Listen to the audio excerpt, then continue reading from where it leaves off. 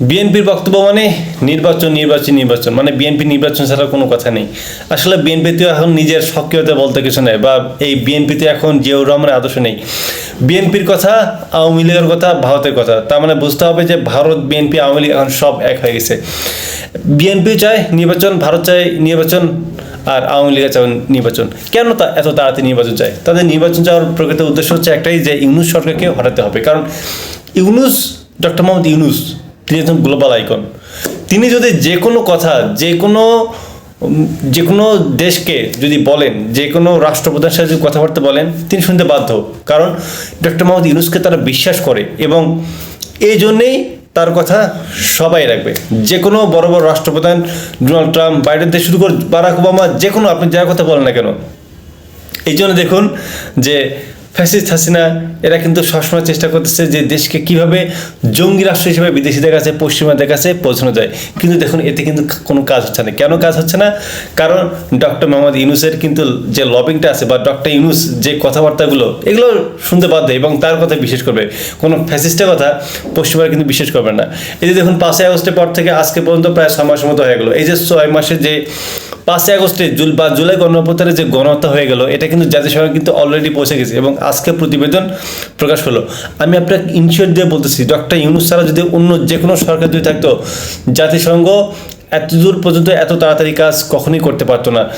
তারা এই ফ্যাসিস্ট হাসিনার যে কোনো লবিং করে এই বিষয়গুলোকে ধামাচাপা দেওয়ার চেষ্টা করতো ভারতের মাধ্যমে। কিন্তু দেখুন, শুধুমাত্র প্রফেসর ডক্টর মোহাম্মদ ইউনূসের জন্যই ভারত এখন বাংলাদেশের ওপর খবরদারি করতে পারে না। প্রফেসর ডক্টর মোহাম্মদ ইউনূসের জন্য ফ্যাসিস্ট হাসিনা মাথাচাড়া দিতে পারবে না। এই প্রফেসর ডক্টর মোহাম্মদ ইউনূসের জন্যই দেশটা এখনো স্থিতিশীল অবস্থায় আছে। তবুও বাকশালীরা চেষ্টা করতেছে দেশকে অস্থিতিশীল করার জন্য। এবং আমাদের এই দেশের যে অবস্থা, গত 16 বছরে দেশ থেকে রিজার্ভের পরিমাণ খুবই কমে গেছে, দেশের অর্থনৈতিক অবস্থা খুবই খারাপ। এই জন্য আমাদের এই দেশে অর্থনীতিকে চাঙ্গা করার জন্য বিদেশি সাহায্য খুবই দরকার, এবং এই বিদেশের সাহায্য সহযোগিতা আনতে পারে একমাত্র প্রফেসর ডক্টর মোহাম্মদ ইউনূস। আপনি প্রফেসর ডক্টর মোহাম্মদ ইউনূস ছাড়া কোন সরকারকে আনবেন যে তার বিশ্বের অন্যান্য দেশের সাথে লবিং আছে, তার ব্যবসা বাণিজ্যে এই দেশকে সহযোগ করতে পারে? আরে ভাই, প্রধানমন্ত্রী ওই হাসিনা, ফ্যাসিস্ট যদি 100 বছর থাকে, আর বাপও যদি থাকতে, যদি তারেক রহমান যদি হয়, এদের কোনো যোগ্যতা ছিল না যে ইলন মাস্ককে বাংলাদেশে আনার জন্য। ইলন মাস্ক নিজে বলেছে যে বাংলাদেশে এসে বাংলাদেশের সাথে তিনি ব্যবসা করবেন, এই যে মার্চ অথবা এপ্রিলে। ভাবা যায় ইলন মাস্কের মধ্যে একটা লোক, তিনি প্রফেসর ডক্টর মোহাম্মদ ইউনূস, তিনি তো গ্লোবাল আইকন ম্যান। তিনি যে বিদেশ সফরগুলো যান, দেখুন না কত বড় বড় রাষ্ট্রপ্রধানের সাথে তিনি কথাবার্তা বলেন, তারা সবাই রাজি, এক কথায় রাজি। এমন কোনো জায়গা নেই যেখান থেকে প্রফেসর ডক্টর মোহাম্মদ ইউনূস ব্যর্থ হয়ে ফিরে এসেছেন। সবাই তাই কথা দিয়েছে যে আমরা আপনার পাশে আছি, কী দেশকে পুনর্গঠন করতে যা যা দরকার সব। আমি আপনাকে নিশ্চিত করে বলেছি যে ডক্টর মোহাম্মদ ইউনূস যতদিন থাকবে, এই দেশকে বিদেশি কোনো প্রভাব খাটাতে পারবে না, এবং দেশকে জঙ্গি, শেখ হাসিনা যতই চেষ্টা করুক জঙ্গি রাষ্ট্র হিসেবে বিদেশের কাছে পৌঁছানোর জন্য, কোনো কাজই আসবে না, কোনো কাজই না। এই জন্য প্রফেসর ডক্টর মোহাম্মদ ইউনূসকে অন্তত আরও 10 বছর থাকা দরকার। আমার তো মনে হয় যে তার যতদিন আল্লাহ তাআলা তাকে হাত দিয়েছেন, থাকা উচিত এই দেশকে গঠনের জন্য। তাছাড়া বিএনপি, আওয়ামী লীগ বা জামাত, ভাই এদের উপর কোনো বিশ্বাস নেই, এরা সব একই। যে সে একদম চেটেপেটে যেভাবে খেলা একদম ধ্বংস করে ফেল দেবে। আর এদের বিদেশের সাথে অত বেশি লবিংও নেই যে এরা বিদেশের সাথে সেইভাবে একটা কানেকশন তৈরি করবে। এদের সেই টেন্ডেন্সি নেই, বা এদের সেই সক্ষমতা নেই, তো অনেক কষ্ট হবে এদের জন্য। আর প্রফেসর ডক্টর মোহাম্মদ ইউনূস যদি ডাকে, আমার তো মনে হয় যে প্রফেসর ডক্টর মোহাম্মদ ইউনূসের যে জনপ্রিয়তা, বা ছাত্র প্রতিনিধিদের যে জনপ্রিয়তা, অন্য যে কোনো দলের, যেমন তারেক রহমান ফ্যাসিস্ট হাসিনাকে বাদ দেন, বা যে বিভিন্ন দলের যে প্রধান, তাদের চাইতে ছাত্রদের জনপ্রিয়তা যতই দিন যাচ্ছে অনেক বৃদ্ধি পাচ্ছে। তারা যথেষ্ট পরিমাণ ছাত্রদের কথা উদ্বুদ্ধ হয়। সাধারণ মানুষ ছাত্রদের কথাই কিন্তু এই জুলাই গণঅভ্যুত্থান নিয়েছে।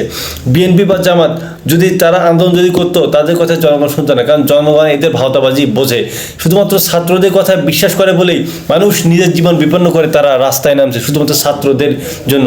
তাই এই দেশ আগামীতে ছাত্রদের হাতে নিরাপদ, এবং এই ছাত্রদের হাত ধরে প্রফেসর ডক্টর মোহাম্মদ ইউনূস যদি এই দেশের শাসন ব্যবস্থা এভাবে চালায়, এই দেশ একদিন ঠিকই হবে।